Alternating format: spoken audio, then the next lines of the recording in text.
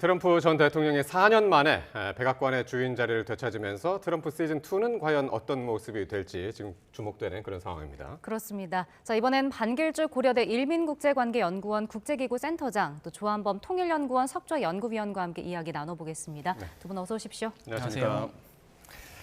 자, 트럼프가 격전지에서 해리스에 앞서면서 사실상 당선이 됐습니다. 아직까지 뭐 개표가 되고 있는 지역 아직까지는 있습니다만은 마치 연장전까지 기대를 했는데 콜드 게임으로 끝나는 것 같은 뭐 그런 느낌도 드는데 솔직히 말씀을 한번 좀 들어보고 싶어요. 예상하셨습니까?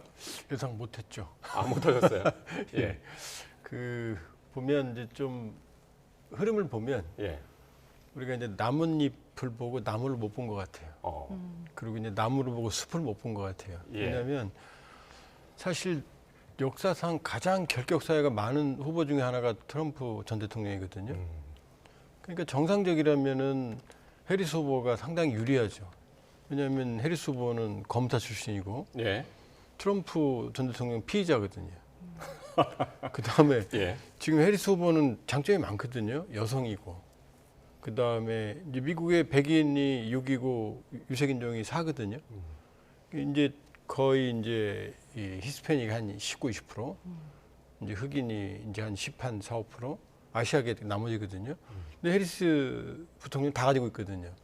엄마가 예, 인도계니까 그러네. 아시아, 예. 아버지가 흑인인데 자메이카니까 흑인하고 히스패닉 다 가지거든요. 예. 거기다 미국 인구의 절반은 여자잖아요. 어.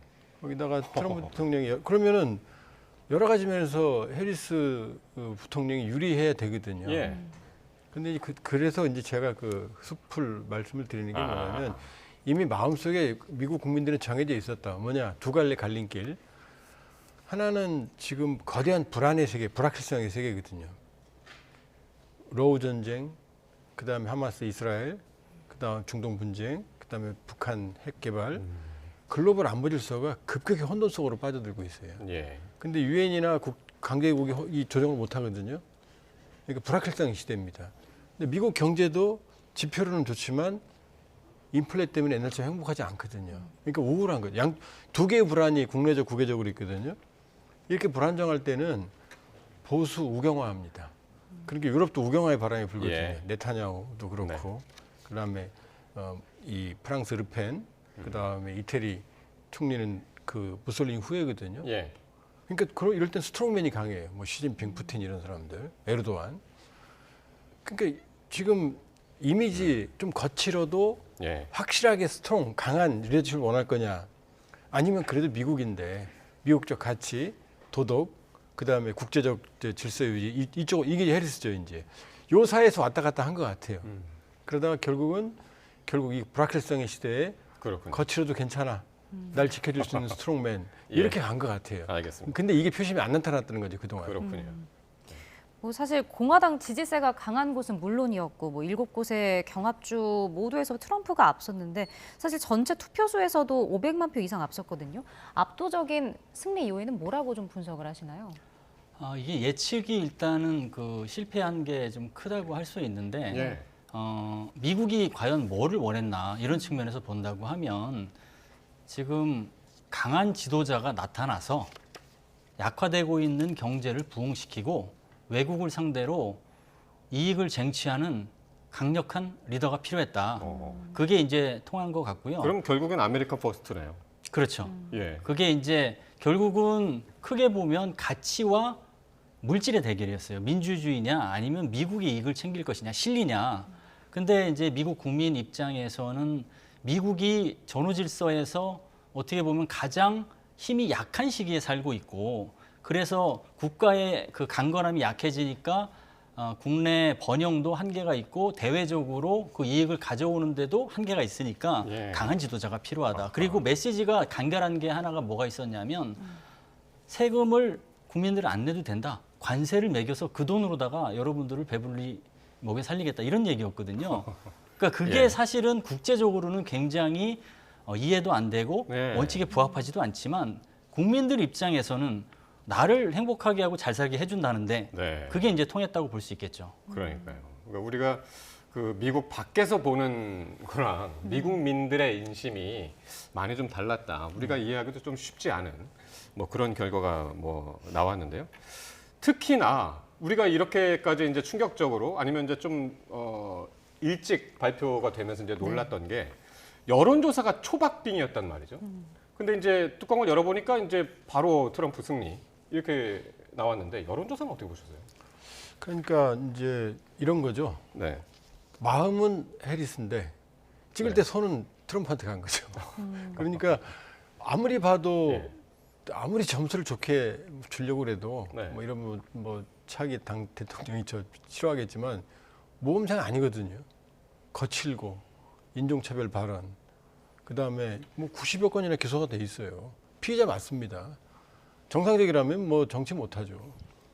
그러니까 그걸 이제 샤이 트럼프라고 표현을 하지만, 그러니까 2016년, 20년은 샤이 트럼프 효과가 컸던 것 같아요. 예. 네. 근데 이번에는 그 4년 사이에 벌어진 게 이제 러우 전쟁, 그다음 미국 경제의 지표는 좋지만 내용은 안 좋은 이런 사태가 벌어진 거거든요. 그러니까 이런 불안한 상황에서 제가 보기에는 이제 계속 고민을 했던 것 같아요. 유권자들이. 그러니까 여론조사가 완전히 틀렸다기보다는 유권자들이 나쁜 거죠. 자기 마음을 숨긴 거죠. 그러니까 제가 보기에는 트럼프 대통령의 예. 마케팅, 그러니까 말 실수하는 것 같지만 고도로 계산됐던 것 같아요. 막 그 비호감적인 말을 하지만 그 메시지에는 나는 거칠지만 내가 해낼 수 있어라는 메시지를 주는 거죠. 예. 그런데 해리스 같은 경우는 그러지 않았거든요. 정공법이 옳은 길이었거든요. 그걸 깨달은 게 투표한 10여일 전이에요. 그때부터 거칠어지기 시작했거든요. 예. 그런데 해리스도 그렇죠. 그런데 이제 이미 이제 뭐 히든 해리스가 찻잔 속에 태풍이 끝난 게 뭐냐면 같은 유색 인종이면서도 동정은 가지만 그러나 약해. 내 이해관계 못 지킬 것 같아. 그다음에 이제 백인 여성 관건이었던 이분들도 그렇게 비호감 여성으로 봤을 땐 그렇지만 해리스가 그 허전함을 메워주지 못한 거죠. 그러니까 마음은 안 가지만 투표용지에 손이 가버린 거죠. 그러니까 이걸 잡아내는데 여론조사가 한계가 있었던 거죠. 그러니까 뭐 이런 이번에 또 여론조사가 욕을 먹겠지만 제가 보기에는 아마 그 사이에 4년간 있었던 그런 여러 가지 불확실성의 증가, 이게 또 여론조사가 그걸 이번에 샤이를 트럼프 잡아내려고 별짓 다 했어요. 뭐 가중치도 쳐보고. 근데 그걸 못 잡아냈다는 얘기. 미국 여론조사 기법은 아주 발달해 있거든요. 네. 보면은 제가 볼 때는 그 글로벌 안보 위기, 경제 위기, 미국 국내의 어떤 좌절감. 예를 들면 2차 세계대전 끝나고 나서 미국의 GDP가 세계 40%였거든요. 근데 지금은 25%도 안 되거든요.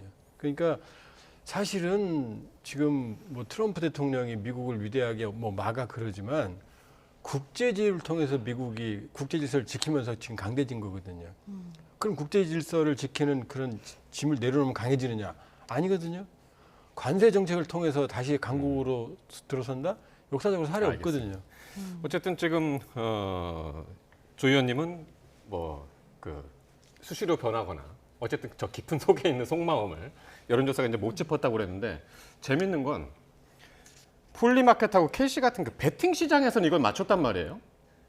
이건 어떻게 보세요? 여론조사하고 베팅 시장하고 예, 이렇게 다른 결과가 그러니까 나왔습니다. 이제 제가 말씀드린 게 가치하고 물질의 대결이라고 했는데 사실 그 시장은 물질을 먼저 파악하죠. 시장이 반응하는 거는 물질과 경제를 놓고 판단하는 겁니다. 그래서 그 미묘한 움직임을 이제 포착을 했다고 봐야 되고요.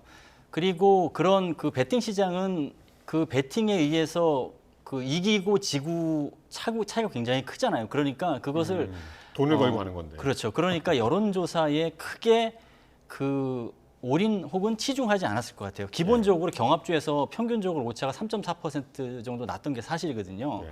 근데 이번 같은 경우는 단지 3.4%가 난 걸 넘어서서 전국 투표율도 예상과는 다르게 트럼프가 이기고 그다음 경합주를 거의 싹쓸이 하다시피 하고, 원래는 이번에 승전보를 과연 언제 국민들한테 알려줄 수 있을까? 이게 이제 세 가지 시나리오가 있었습니다. 첫 번째는 오늘 알려주는 거. 그거는 지금 이제 격차가 많이 나는 경우입니다. 그리고 두 번째는 경합주가 원래 예상대로 초박빙이 돼서 상당수 날짜가 지나가서 4일이나 한 2주까지 걸릴 가능성. 예. 그다음에 동률이 되면 내년까지 갈 가능성인데 예. 대부분의 경우 두 번째 시나리오를 생각을 했는데 오늘 나왔잖아요. 결국은 아니 그래도 좀 며칠은 걸릴 것이다. 그렇죠. 근데 격차가 이제 크면 당일날 나게 돼 있는데 그게 이제 그 첫 번째를 따를 만큼 사실은 예측이 틀렸고 대신 베팅 같은 경우는 돈의 흐름 어디 쪽으로 가는 게 결국은 그 맞는 건지를 갖다가 다른 계산법으로 봤다라고 봐야죠. 아마 다음번 대선부터는 이 베팅 시장 자주 볼 것 같아요. 그렇죠. 그렇게 되고 예측 이 네. 모델 같은 경우는 상당한 그 변화가 불가피할 겁니다. 네. 그뿐만 아니고 이번에 이렇게 특정 인종의 쏠림 현상이 좀 약한 것도 여론조사 정확도를 떨어뜨리지 않았을까 싶은데 어떨까요? 그러니까 이제 이걸 빨아먹은 블랙홀이 가치보다는 돈을 선택한 거죠. 도덕보다는 실리를 선택한 거고. 그러니까 뭐 해리스가 그렇다고 해서 저는 해리스 귀책론도 크다고 봐요. 왜냐하면 절대적으로 유리한 게임에서 이 트럼프 대통령에게 이렇게 압도적으로 진 거거든요, 사실은.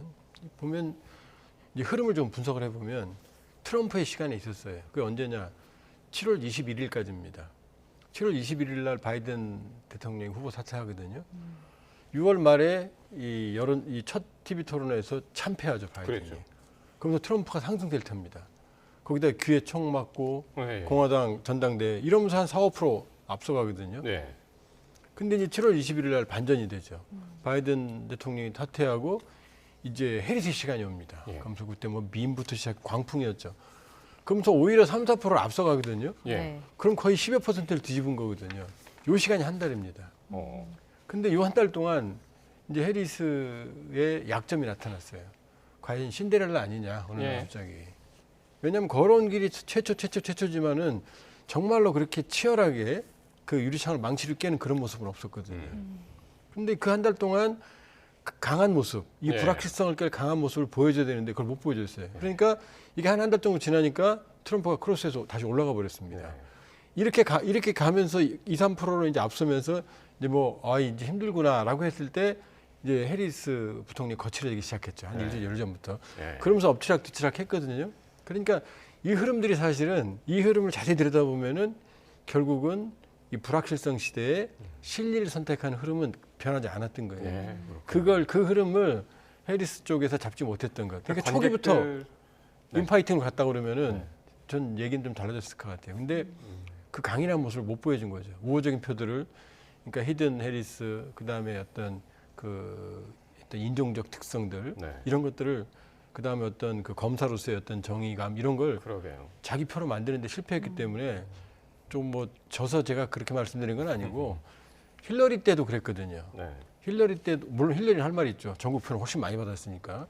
역시 두 후보 다 유리창을 깨기에는 자질론에서 문제가 있었다. 동일한 후보잖아요. 지금 네. 트럼프라고 하는. 그런 의미에서 미셸 오바마가 나왔으면 어땠을까? 만약 다른 후보가 나왔으면 그런 지금 절대 알맞지 않은 그런 생각입니다만은 어쨌든 트럼프가 오늘 어쨌든 서부 지역의 투표가 다 끝나기도 전에 사실 이게 거의 윤곽이 드러났다시피 그렇게 나오기는 했었습니다만은 트럼프가 상당히 일찍 승리 선언을 했잖아요. 근데 거기서 되게 특징적으로 봤던 게 일론 머스크 얘기를 많이 했단 말이에요. 일론 머스크가 많이 도움이 됐다고 보십니까?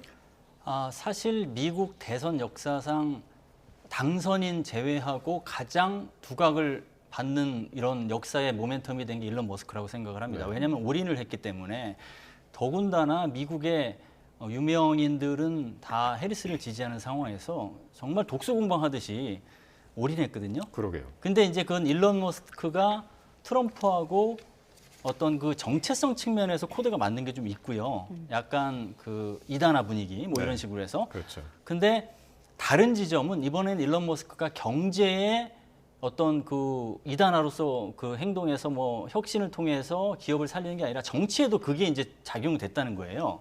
그러면 왜 이제 그렇게 했을까?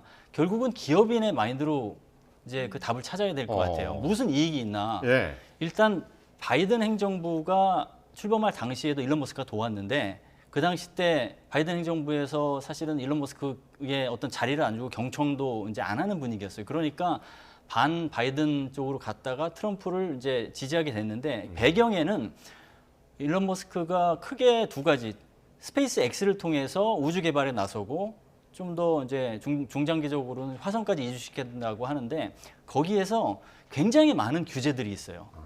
그 규제를 풀어내주지 않으면 그 목표를 달성하지 바이든 못하거든요. 정부에서 굉장히 답답함을 느꼈군요. 예, 그렇죠. 그래서 본인이 규제계획위원장을 하게 되면 예. 다 풀 수 있다. 예. 그 트럼프가 지금 시켜준다는 거죠. 그렇죠. 이제 장관 네. 얘기까지 나오는 게 사실은 네. 장관까지 할 생각은 없겠지만 규제개혁위원장이 돼서 원하는 사업에 방해가 되는 규제는 다 풀겠다라는 게 이제 셈법으로 있을 것 같고요. 또 전기차 측면에서는 관세 때문에 손해를 볼 것이다라고 하는데 그거 부분도 어느 정도 그렇게 타격이 안 되도록 트럼프가 배려를 해줄 가능성이 높고요. 또 규제 측면에서 본다면 트럼프 일론 머스크가 생각하는 것은 전기차는 최종 스테이트가 아니고 완전 자율차거든요.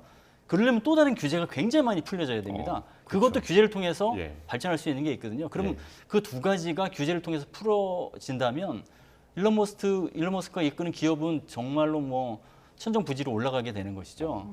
그래서 굉장히 일론 머스크가 이번 대선에서 트럼프 말고 트럼프만큼의 막강한 이익과 어떤 그 승자로서 한 명을 세운다고 하면 일론 머스크라고 볼 수 있겠죠. 그렇군요.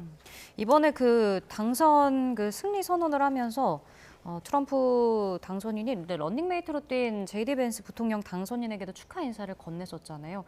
이 부통령 당선인에 대해서 조금 간략하게 좀 짚어주신다면요. 이제 벤스는 사실은 제가 보기엔 소소할지 모르겠지만 큰 기여는 못했어요. 오히려 뭐 엑스맨일까 우려일 정도로. 왜냐하면 지금 같은 백인이고 그 다음에 이 뭐 흑수라고 그러면 어쨌든 네. 간에 네. 지금은 어쨌든 간에 거부고 예. 그런 면에서 본다 그러면은 오히려 이제 해리스 같은 경우는 이제 노련한 그 흑인 이제 후보에다가 백인 그다음에 노련한 이제 그 이렇게 이제 그 뭐라 그럴까 보완 효과가 있었는데 예. 벤스는 사실 위험한 발언을 많이 했거든요. 선거 때. 그러면서 근데 이제 벤스는 어떤 인물이냐가 중요한 게 아니라 제2의 해리스가 될 가능성이 있죠. 왜냐하면 존재감 없는. 아니죠. 존재감은 없는데 존재감이 이제 지금부터 보여지는 거죠. 왜냐하면 예. 트럼프 대통령이 고령이잖아요. 그렇죠. 지금은 건강해 보이지만 어쨌든 다음에 못 나옵니다. 첫 번째. 그 다음에 재임 중에 참고로 트럼프가 지금 78세입니다. 그러니까 재임 중에 어떤 건강상의 문제가 있을지도 모르는 거고 그래서 해리스가 이제 처음에 눈초리가 갔거든요.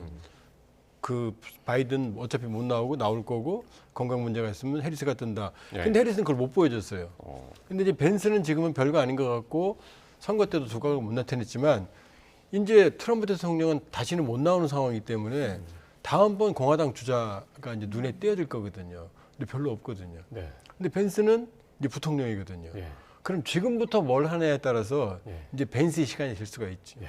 이제 벤스는 봤을 거예요. 해리스가 어떻게 해서 이렇게 실패 그 시나리오 가는지. 예. 그러니까 이제 저는 이 숨은 그림 중에 하나는 벤스다. 예. 왜냐하면 이제 트럼프의 시간은 이제 어쨌든 아무리 화려해도 끝나갑니다. 예. 그럼 이제 젊은 벤스가 어느 기회를 잡느냐에 따라서 지금 선거 캠페인 때는 별 의미가 없었지만 예.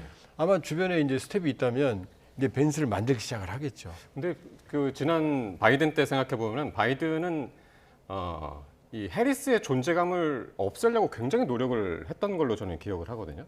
그래서 뭐 재선도 본인이 직접 나가려고 했었고, 그래서 해리스가 뭐 한 게 있냐라는 게 사실 바이든이 그렇게 만들어놨다고 저는 보거든요. 근데 지금 박사님 말씀 어떻게 생각하세요? 해리스가 사실은 부통령 하면서도 네. 주목받지 못했죠. 존재감이 네. 없었고. 예. 근데 바이든 대통령이 후계자처럼 이제 낙점을 하면서 예. 사실은 무임승차처럼 그 자리에 거머쥔 거거든요. 예. 아까 미셸 오바마 얘기도 하셨는데 사실 미셸 오바마가 더 경쟁력이 있다는 얘기는 오래전부터 나왔고요. 근데 이제 미셸 오바마는 정치를 안 하겠다라고 오랫동안 얘기했기 때문에 아예 카드가 없는 상태에서 해리스를 이제 꺼내 들었는데 가장 걱정했던 부분이 그겁니다. 그 존재감이 없었던 모습이 대선 후보자가 됐을 때도 똑같이 나타나는 게 아니냐. 근데 그 우려를 딱 씻는 게 굉장히 그 반짝 효과, 컨벤션 효과가 한 번이 아니라 두세 번까지 있었어요. 그래서 7%까지 트럼프를 따라잡기까지 했거든요. 그래서 그거는 이제 벗나보다 싶었는데 다시 존재감 없는 모습으로 이제 복귀하는 모습이 이제 있으면서 예. 그게 이제 초박빙 모습이라고 보여졌는데 예. 지금 결과론적으로 보니까 초박빙의 모습은 몇 달 동안 지속된 게 아니라 아주 일시적으로 짧게 있었던 것 같아요. 그게 이제 샤이 트럼프가 이제 여론 조사에 응하지 않고 그러면서 드러나지 않은 거고 그런 거고. 예. 근데 그나마 해리스가 좀 기대했던 것은 히든 해리스 그룹을 기대했던 건데 그 백인 여성층마저 힐러리 클린턴 때 약간 뭐라고 해야 되나 지지 안에서 낙마했던 것처럼 예. 똑같은 전철을 밟았다. 그런 측면에서 본다면은 어쨌거나 존재감 없이 부통령을 하고 존재감 없이 대선 후보 하다가 그래도 민주주의를 지키기 위해서 당선되도록 후원해줬던 여러 그 지지층들에게 실망감을 안기는 그런 측면이 좀 있어서 뭐 민주당은 앞으로 요걸 회복하는데 상당한 시간이 걸릴 거로 생각이 듭니다. 네. 지금 뭐 말씀해 주셨는데 뭐 초박빙은 일시적이었고 결국은 존재가 없었던 모습이 계속해서 이어졌다고 얘기를 해주셨잖아요. 그러면 해리스 그 부통령의 이 패인을 좀 분석을 더 해주신다면 어떻게 좀 보실 수 이제 여러 가지 나눠서 본다면 일단은 지금 바이든 행정부의 심판 성격이 있어요. 트럼프가 지금 이긴 거는. 그건 사실은 경제가 완전히 그 못한 거는 아닌데 체감적으로 인플레이션이 있고 물가가 있다 보니까 경제가 실패했다고 판단하는 게 있거든요. 근데 네. 그 차별화를 해야 되는데 해리스가 차별화를 잘 못했습니다. 부통령으로서 같이 책임을 지는 사람이라 보다 보니까 예. 심판의 대상이 돼버린 거죠. 어허. 그래서 차별화가 안 됐기 때문에 트럼프를 지지하게끔 된 게 하나 있고 두 번째는 선거 유세 기간이 짧았어요. 갑자기 후보가 됐기 때문에 한 4, 5개월 만에 트럼프 2년, 사실은 4년 준비했다고도 볼 수 있어요. 네. 그러니까 그게 힘들었던 게 있고 세 번째는 바이든 대통령이 막판에 말실수한 것도 부정적인 영향을 미쳤죠. 즉 트럼프 지지자들은 뭐 쓰레기다라는 발언을 함으로써 네. 트럼프 진영들이 역결집하게 만들었잖아요. 그러니까요. 그것도 이제 손해를 본 게 있고 네. 마지막으로 정책으로 따진다면 해리스가 가장 강하게 내세운 건 낙태권이고 트럼프는 경제잖아요. 근데 낙태권은 뭐냐면 여성 지지층에 호소하는 거예요. 네. 그러니까 여성 지지층에 호소하는 것만으로는 남성이 트럼프에 투표하는 것을 상쇄시키는 게 한계가 있었다. 뭐 그런 것도 봐야겠습니다. 그러겠네요. 네. 자, 오늘 그러니까 5일 현재 시간 5일 날 대통령 부통령 선거뿐만이 아니라 거기서 이제 상하원 의원 선거도 있었죠. 네. 공화당이 바로 여기에서 4년 만에 그 상원의원 다수석을 차지를 했습니다. 네, 올해 42살인 민주당 앤디 김 하원 의원이고요. 기득권 혁파 전략을 앞세워서 상원에 입성을 하게 됐습니다. 네. 네, 권영희 기자의 리포트 함께 보시겠습니다. 앤디 김 하원 의원이 상원에 입성했습니다. 뉴저지주에서 공화당 커티스 배쇼 후보를 꺾었습니다. 대표가 절반을 넘었을 때부터 일찌감치 승기를 잡아 당선을 확정지었습니다. 한국계 미국인으로는 물론이고 미 동부 지역 전체를 통틀어서도 아시아계로는 처음입니다. I'm a public school kid, a son of immigrants. You know, my parents immigrated to this country 50 years ago. We never talked politics at the dining room table. I come from a family of political nobodies. But I'm proud that we can step up and show that, I have as much right to be able to represent the state as anybody else. 김 의원은 아메리칸 드림의 상징 같은 인물입니다. 한인 이민자 1세대 부모 밑에서 태어나 정치에 입문하기 전엔 외교 안보 전문가로 활동했습니다. 2018년 11월 중간선거에 출마해 뉴저지주에서 첫 아시아계 연방 의원이 됐고 이후 내리 3차례 하원 의원에 당선됐습니다. 주한 미군 주둔의 중요성을 강조하며 한미 관계 강화를 위한 다양한 입법 활동을 펼쳐왔습니다. 2021년 의회 폭동 사태 때 묵묵히 의회를 청소하는 장면으로 전국구 스타가 됐습니다. 뉴저지 터줏대감이던 민주당 밥 메넨데스 상원 의원이 부패 사건으로 당적을 잃으면서 출마 기회를 잡았습니다. 기득권에 맞서 겸손한 자세로 시민들과 함께 상원 의원직을 수행하겠다고 다짐했습니다. From a movement that nobody believed would win to one that is bringing my voice, your voice, to the highest levels of our great democracy. I just have to say how incredible of an experience this is. 김 의원은 5살 때 남부 뉴저지주로 처음 이사와 한동안 묵었던 숙소를 회견 장소로 정했습니다. 초심을 잃지 않겠다는 의지입니다. YTN 권영입니다. 네, 앤디 김 이제 상원 의원이 됐는데 사실 얼굴만 보면 좀 많이 익숙한데 국내에서는 이제 많이 알려지지 않은 이번에 보니까 한국계 미국인으로서는 처음으로 미국 연방 상원 의원에 이제 당선이 된 거네요. 네. 최근 이제 그동안 그 한 250~60만 되거든요. 한인들이. 거기에 비해서 정치력은 좀 약했어요. 근데 이제 하원 의원도 다수 진입을 했고 드디어 이제 상원에 진입 민주당이거든요. 대단한 거죠. 대단한 거고. 그리고 특히 이제 저 자리는 이제 민주당 지명만 받으면 거의 되는 자리예요. 근데 이제 지역적으로 그렇죠. 이 경선이 좀 유저지죠. 무섭거든요. 경선이. 예. 근데 그 경선에서 아무런 기득권이나 지원 세력이 없었거든요. 그러니까 혼자 자기가 이제 개척해냈기 때문에 개혁적 이미지 아주 강한 거죠, 사실은. 네. 그러니까 향후에도 정치적인 성장 가능성은 매우 높다고 볼 수가 있고요. 네. 그러니까 그렇군요.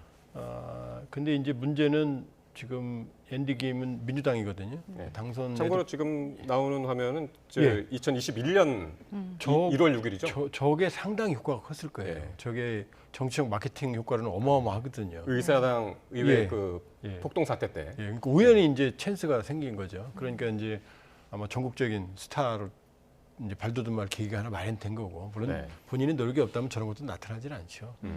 근데 지금 앤디 김 뭐 상원 입성도 그렇지만 지금 걱정되는 게 지금 미국 내 우경화입니다, 이번 현상이. 그러니까 트럼프 당선도 그렇지만 공화당 지금 하원도 위태롭거든요. 그럼 예. 하원까지 만일에 공화당이 장악을 하게 되면 미국 우선주의, 그다음에 보호무역주의, 우경화된, 그러니까 반이민 이런 것들이 이게 일종의 어떤 브레이크 없이 그냥 계속할 수가 있거든요. 거기다가 지금 아직은 뭐 그 한미 동맹에 대해서는 의회 내에서 합의가 있지만 만일에 상황은 다 장악해 버리면은 예. 그때 얘기가 달라질 수 있거든요. 그럼 여러 가지 동맹에 관한 안전 장치들도 풀어질 수가 있거든요. 그러니까 예. 상원은 확실히 넘어간 것 같고요. 네. 근데 하원도 지금 장담할 수가 없기 때문에 정말로 잘못하면 미국에서 트럼프의 독주, 뭐 조금 심하게 말하면 독재에 가까운 독주 시대가 올 수도 있는 게 지금 사실은 숨어 있는 지금 우려입니다. 네, 지금 뭐 말씀을 해주셨지만 상원은 이제 공화당이 다시 지역구를 뺏어오면서 다수당이 됐고 이제 이렇게 되면은 이제 앞으로 미국 민주주의를 지탱해온 뭐 견제와 균형의 원칙이 좀 시험대에 오를 수 있다 이런 분석도 나오는 것 같더라고요. 그렇죠. 이제 트럼프 행정부에서 이제 예기치 못한 정책을 이제 쏟아낼 가능성이 있어요. 그래도 미국이 자유민주주의의 롤모델로서 맞구나. 그렇게 제대로 민주주의를 지켜낼 수 있는 제도적 인프라가 있구나라고 생각했던 게 의회의 견제 기능이었어요. 네. 근데 상하원을 다 장악하면 견제 기능이 사라지게 되는 것이죠. 그래서 이것을 어떻게 해야 되나라는 이제 굉장히 많은 고민이 이제 필요한 시점이고, 그래도 미국이 그나마 아주 공고화된 제도적 민주주의로서 장치를 마련해 놓은 게 또 이제 중간 선거예요. 2026년에 중간 선거가 있기 때문에 트럼프가 독단적인 정책을 하고 의회가 견제 기능이 사라진다. 그럼 다시 국민들은 위기인식을 느낄 겁니다. 그럼 예. 2026년에 심판할 거거든요. 그러네요. 그럼 다시 복귀될 수 있기 때문에 2026년 예. 중간 선거가 이제 앞으로 굉장히 주목이 될 것이라고 봅니다. 네. 그러니까 하원 의원 임기가 이제 2년이기 때문에 그렇죠. 2년에 2024년에 있었으니까 하원 2년 다 뒤에 바뀌고 그다음에 2년 후에 상원은 또 3분의 1 바뀌고 하기 때문에 미국 중간 선거가 있죠, 참. 예. 예, 그렇군요. 그런 식으로 또 이제 견제가 들어갈 수 있는 장치가 또 있습니다, 미국에는. 자, 리포트 하나 또 보고 오겠는데요. 트럼프 전 대통령의 이제 재선 성공으로 한반도 안보 지형 변화에도 불가피할 전망입니다. 네, 일단 한미 간 방위비 분담금 재협상 가능성도 거론이 되고요. 우리의 대북 정책도 적지 않은 영향을 받을 것으로 보입니다. 이종원 기자입니다. 한미는 지난달 초 2026년에 한국이 내야 할 방위비 분담금을 조기에 합의했습니다. 기존보다 8.3% 올린 1조 5천억 원 규모입니다. 그러나 트럼프 당선으로 미국이 재협상을 요구할 가능성이 거론됩니다. 트럼프 전 대통령은 지금의 9배인 연간 13조 원은 한국이 부담해야 한다는 입장을 유지해왔습니다. If I were there now, they'd be paying us $10 billion a year. And you know what? They'd be happy to do it. It's a money machine. 힘에 의한 평화를 강조해온 우리의 대북 정책 기조도 적지 않은 영향을 받을 것으로 보입니다. 트럼프 전 대통령은 하노이 결렬 이후에도 김정은 국무위원장과 서신을 주고받는 등 브로맨스를 과시해왔습니다. 어떤 형태로든 대화를 앞세울 가능성이 큰 건데 북한을 의도적으로 무시해온 바이든 정부와 비교하면 북한으로선 운신의 폭이 더 넓어질 수 있는 겁니다. 트럼프 전 대통령은 이번 대선 기간 북한의 핵 보유를 기정사실로 여기는 듯한 발언도 내놨습니다. When we get back, I get along with him. He'd like to see me back too. I think he misses me. You know, it's nice to get along with somebody who has a lot of nuclear weapons or otherwise. Isn't it? 트럼프 당선으로 북한군의 러시아 파병에 대한 우리 정부의 대응도 셈법이 더 복잡해졌습니다. 트럼프 전 대통령은 우크라이나 지원을 비판하며 전쟁을 조기에 끝내겠다고 밝혀왔습니다. 북한 파병에 맞서 살상무기 지원 등 단계적 대응을 예고한 우리 입장도 영향을 받을 가능성이 커진 겁니다. 우크라이나 전쟁을 곧바로 끝내겠다고 했으니까 아무래도 내년 중에 우크라이나에서 휴전이 이루어질 가능성이 높아 보입니다. 앞서 대통령실은 미국 대선에서 어떤 결과가 나오더라도 우리 정부는 잘 대응할 준비가 돼 있다고 밝혔습니다. 또 우크라이나 지원 문제는 우리 안보를 지켜야 한다는 관점에서 접근하고 있다고 강조했습니다. YTN 이종원입니다.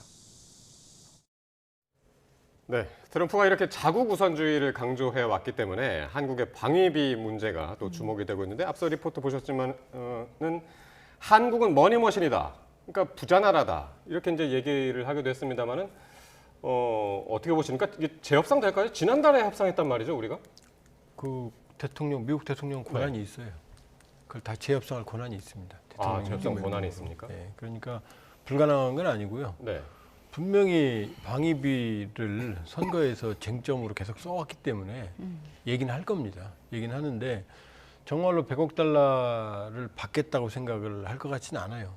왜냐하면 100억 달러 줄 명분이 없거든요. 이미 우리는 충분히 내고 있고 예를 들어서 캠프 험프리스 기지 같은 거 할 때 우리가 거의 한 100억 달러 들여서 공사했거든요. 그러니까 지금 주는 1조 5천억도 다 못 씁니다. 매년 몇천억씩 남아요. 남고 더 주게 되면 어떤 일이 벌어지냐면은 이제 주한미군의 월급까지 우리가 주게 되는 거거든요. 저 금액을 준다 그러면 그럼 동맹이 깨지는 거죠. 그러면은 100억 달러 가지고 자체 핵무장하고 자체 무기 사고에도 남거든요, 돈이. 그러니까 저렇게 얘기하는 게 이제 물론 이제 저 기간 중에도 아마 우리한테 시그널은 보낸 것 같아요. 우리가 불만을 제기하면 캠페인용이다. 그러나 분명히 이제 더 국민들한테 약속을 했으니까 얼마나 가시적으로는 더 받으려고 노력을 할 거예요. 지금 일단 보면은 우리가 지난달에 분담금으로 합의를 한 게 연간 1조 5천억 원 말씀하신 대로 그 정도 되고 연간 100억 달러라고 그러면 이거보다 한 10배는 되거든요. 정확히 9배고요. 9배고 그러면은 10년 누계면 1,000억 달러거든요. 1,000억 달러면 어마어마한 돈이죠. 그러니까 그 돈을 다 받겠다고 생각할 것 같지는 않고요. 그냥 트럼프 대통령 계산법이 그냥 단순합니다. 얼마 내나 이거거든요. 지난번에는 50억 달러였거든요. 그러니까 그러나 우려스러운 건 분명히 재협상을 요구할 겁니다. 요구할 거고 여러 명목으로 이제 명목은 많겠죠. 이제 워싱턴 선언이나 이런 거 전략무기 전진 배치에 대한 또 전략폭격기 배치에 대한 이런 걸 이제 금액을 요구할 가능성은 있어요. 그러나 분명히 더 낼 가능성은 높지만 그러나 100억 달러는 저건 터무니없는 금액이다. 그러니까 재협상 요구를 해올 수는 있는데 그렇게 되면 우리 정부도 좀 압박을 느낄 수밖에 없을 거 아니에요. 좀 다양한 협상 카드를 지금 준비를 해놔야 되는 거 아닐까요? 그렇죠. 우선은 그 기준점이라는 인식을 좀 각인시켜야 될 것 같아요. 바이든 정부에서 2026년에서 2030년까지의 내용으로 해서 방위비 분담금 협상을 한 것 자체가 재협상을 한다 하더라도 그게 기준점이다, 시작이. 즉 9배, 10배가 기준점이 아니라 기존 정부하고 했던 게 그게 이제 기준점이다라고 해서 밑에서 아래로 가야지 위에서 아래로 가면 안 되거든요. 그렇죠. 그래서 이제 그 기준점을 잡고 그 기준점을 서로 공감하는 어떤 소통이 이제 굉장히 중요할 것 같고요. 그리고 이제 트럼프가 사실은 9배, 10배에 가까운 판돈을 불려놓은 거예요. 다 받으려고는 하지 않겠지만 그래도 지금 1조 5천억에서 몇천억만 늘어나더라도 이거는 협상인데 몇천억을 주는 것 자체가 국익을 지켜야 되는 대한민국 정부 입장에서는 좀 말이 안 되잖아요. 그래서 대응 카드를 준비해야 되는데 예를 들면 트럼프 같은 경우는 보통 일반적인 대통령은 생각할 수 없는 카드를 제시할 거예요. 그 돈을 안 주면은 주한 미군을 전략적 유연성이라고 하는데 한반도에 묶어놓지 않고 다른 용도로 쓸 수 있다. 예. 혹은 감축까지 할 수 있다. 예. 그리고 한미 연합훈련 때도 돈을 요구할 수 있다라고 해서 그것을 원래 목표로 했던 돈을 받아내기 위한 수단으로 쓸 가능성이 높거든요. 그러면 그거에 반대급부로 우리가 뭐를 할까? 예를 들어서 조금 돈을 주고 한미 원자력 협정을 개정을 요구한다든가 이런 식으로 주고받는 것들을 어떤 것을 주고받을 수 있을까 리스크를 좀 만드는 게 필요하고요. 예. 그리고 이제 타임라인 측면에서는 좀 한 가지 이제 참고해 볼 만한 게 트럼프가 유세 초기 단계에서는 동맹을 이제 때리는데 그 대상이 나토였어요, 나토. 유럽을 이제 굉장히 방점을 뒀어요. 예. 그러다가 선거 이제 후반으로 오니까 한국을 이제 거론하기 시작했거든요. 그러면 그게 다듬어진 메시지고 나름 전략이 있느냐. 제가 워싱턴 DC에 이거 관련된 전문가에게 그걸 굉장히 많이 따지고 물어봤어요. 예. 근데 사실은 논리와 전략이 없기 때문에 결론적으로 동맹 때리기 시작은 나토에서 시작할 가능성이 높다라고 얘기를 하더라고요. 그러면 한국은 일단 시간을 좀 번 거예요. 그래서 그 리스트를 작성을 해서 예. 두 번째로 대응할 준비를 하는 게 좋고 그리고 트럼프의 임기는 4년이기 때문에 그것을 드라이브를 건다 하더라도 나토 다음에 드라이브를 걸면 뭐 나토 한 6개월에서 1년 걸리고 그럼 1년 지나서 좀 한국이나 일본을 대상으로 드라이브를 건다고 하면 중간 선거가 이제 닥쳐오고 그다음에 후반으로 가잖아요. 예. 그러면 그게 이제 얼마나 동력을 살릴 수 있을까라는 측면에서 본다면 타임 프레임도 생각을 해야 되고 그다음에 반대급부로 던질 거래 우리나라도 미국을 대상으로 거래할 것도 생각하고 그러면 여러 가지 해법이 좀 나올 수 있을 것 같습니다.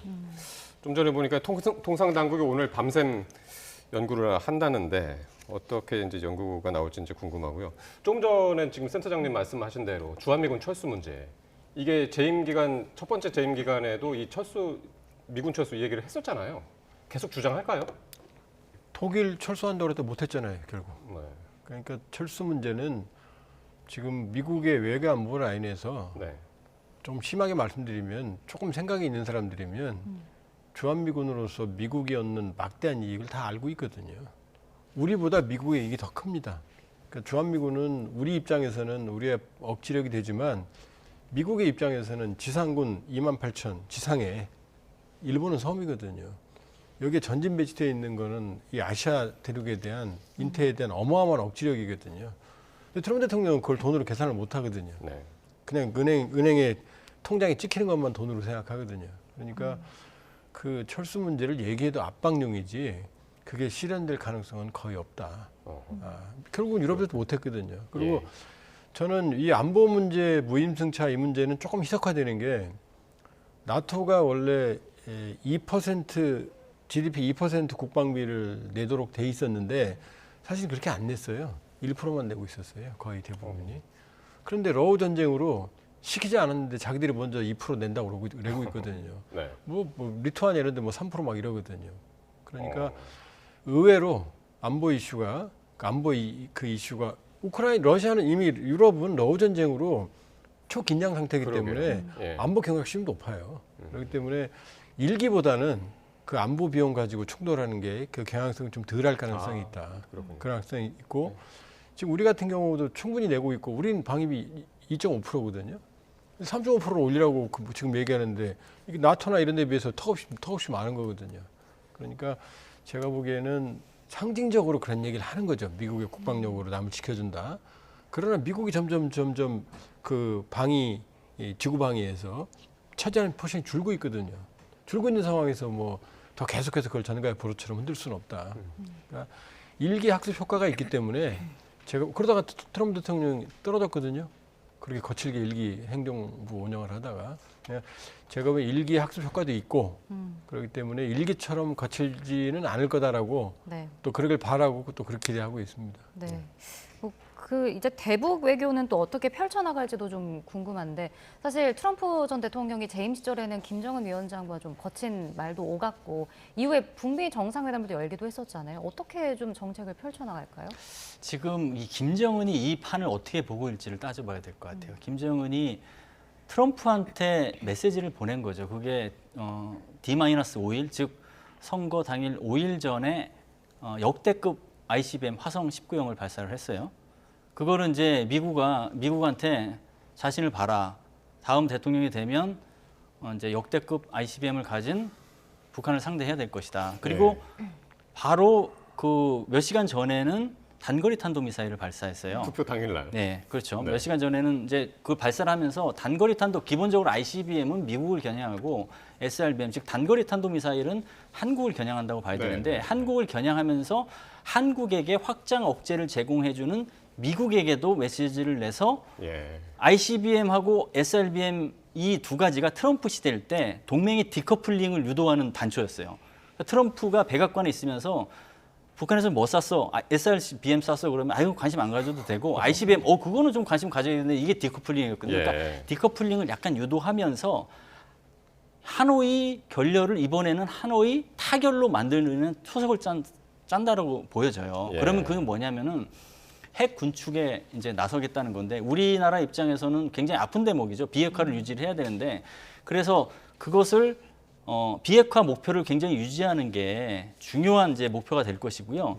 그리고 김정은이 ICBM 발사하고 SRBM을 발사해서 결국은 트럼프가 당선됐기 때문에 트럼프가 화답을 해줄 것으로 김정은이 기대를 하고 있어요. 있을 가능성이 높아요. 그러면은 어쨌거나 김정은이 만나게 될 가능성이 있는데 그 만남이 실제 성사될지 여부는 좀 미지수인 측면이 있습니다. 왜냐하면 하노이 결렬 때문에 그게 이제 그 선례 효과가 있어서 김정은도 완벽하게 목표를 달성할 수 있는 상황이 아니면 안 만나려고 할 거고 트럼프 입장에서도 탑다운 방식으로 즉 하향식으로 계속 그 회담을 성사하려고 하겠지만 참모진이 그렇다가 하노이 결렬처럼 빈손으로 올 수 있다라는 얘기가 있을 거예요. 그럼 그 목표가 하노이 처음 만날 때보다는 두 번째 만날 때가 그것을 조종하는 시간과 어려움이 더 있기 때문에 실제 성사 여부는 좀 미지수라고 봐야 될 것 같습니다. 그렇군요. 네.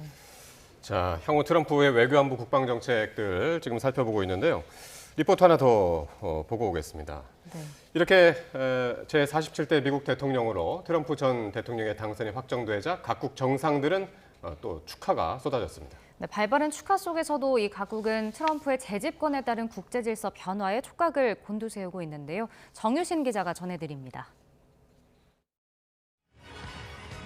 트럼프 전 대통령이 경합주에서 승기를 잡은 뒤 지지자들 앞에서 승리를 선언하자 세계 각국 정상들도 SNS를 통해 축하 인사를 전했습니다.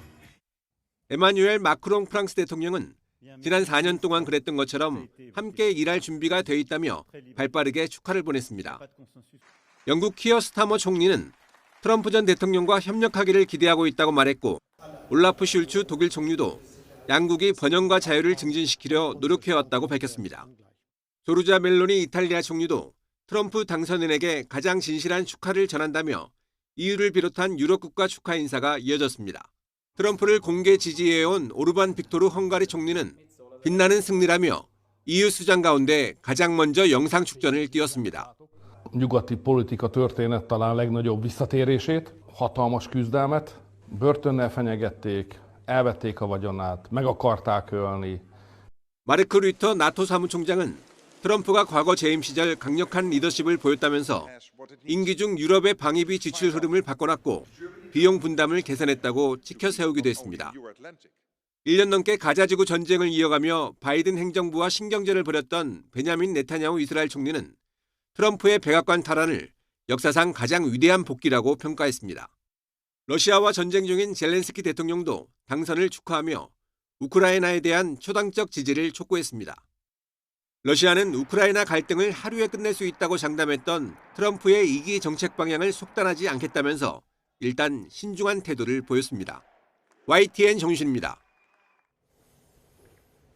네, 앞으로 이제 트럼프 정부의 우크라이나 전쟁 정책 그리고 중동 전쟁과 관련해서는 또 어떤 정책이 나올지 그게 이제 상당히 궁금한데 그게 우리나라랑도 이제 연관이 돼 있어서 네, 그렇죠. 예, 어떻게 미군 보십니까? 파병까지 돼 있는 상황이니까요. 예. 제가 보기에 러우 전쟁은 조기 휴전 가능성이 높아졌다. 왜냐하면 지금 푸틴은 휴전하고 싶어합니다. 이 상태에서. 나토도 휴전을 원해요. 미국도 원하고. 근데 우크라이나만 영토를 거의 남한 영토를 뺏겼거든요. 그러니까요. 그 젤렌스키 정권과 우크라이나의 어떤 정서가 이대로는 안 된다는 것뿐이지 모두가 합의돼 있거든요. 근데 이제 트럼프 대통령은 이 전쟁을 강제로 끝내겠다는 거예요. 뭐냐? 우크라이나 무기만 공급 안 하면 끝나거든요. 그러면은 푸틴이 치고 들어가면 이건 안 되니까 푸틴과의 친분 관계를 이용을 해서 너는 가만히 있어. 여기 무기 안 줄 거야. 이러면 강제 휴전이 되거든요. 이게 좋은지 나쁜지는 모르죠. 이러면 결국은 푸틴이 절반은 승리하는 거거든요. 남의 나라 침공해서 땅 빼앗고 휴전되는 거니까. 그러니까 이 방식으로 가겠다는 거예요. 네. 그러니까 트럼프 이제 당선자죠. 전 대통령은 뭐가 옳고 그런 걸 떠나서 효율성 면에서는 이렇게 갈 가능성이 높아요. 예. 그다음에 중동 전쟁도 이 개입, 강제적인 개입을 통해서 이 지금보다는 더 완화될 가능성은 높아졌어요. 그래서 저는 국제 분쟁은 트럼프에 의해서 조기에 종료는 아닙니다. 네. 이런 식의 휴전이 이게 끝은 아니거든요. 예. 더 많은 갈등을. 예. 그러니까 러우 전쟁과 이 부분은 좀 조기에 종료될 가능성, 네. 종료는 아니지만 휴전될 가능성이 있고, 그리고 북한 문제도 바이든 대통령 4년 동안 한 번도 못 만났어요. 실무 접촉도 못 했습니다. 근데 그거보다는 북미 소통은 낮을 거다. 정상회담 모르지만 그렇게 보고 있습니다. 예. 알겠습니다.